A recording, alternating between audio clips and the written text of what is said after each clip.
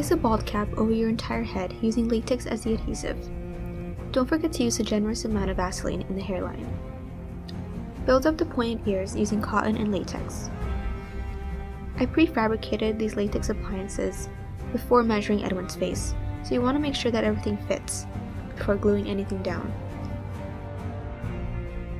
The same goes for the brow piece. You want to make sure the brow hairs are protected with Vaseline and place them, centering it over the top of the nose.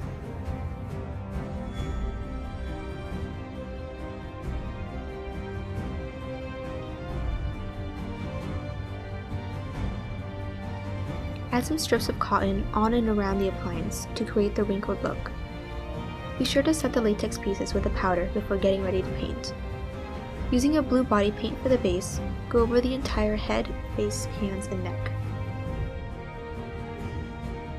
Add some depth to the wrinkles and ridges by going in with a darker blue paint. The Night King has a cracked looking surface at the top of his head, and you can achieve that by using the same darker blue paint and just freely creating connected lines on the scalp or bald cap. Go over some of the important parts of the face with a white paint to highlight these wrinkles and ridges.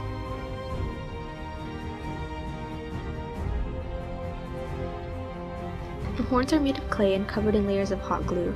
We ended up super gluing these down to the bald cap. Veronikah's entire body was pre-painted in a mixture of splotchy greens, grays, and whites to achieve the illusion of moss and bark. Before you do anything, make sure to block out your brows to avoid any hair pulling and to create the eyebrowless illusion.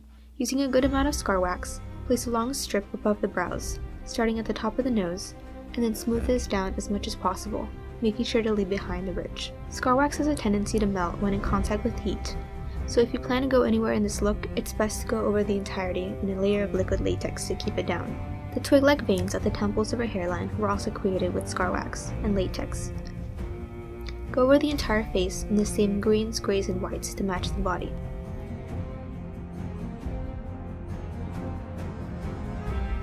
Then go through the veiny twig cracks and brow ridges with a deeper dark green to pronounce them. It's best to go over the waterline in a black eyeliner. Using a deep shimmery green eyeshadow, go over the lids and don't forget mascara.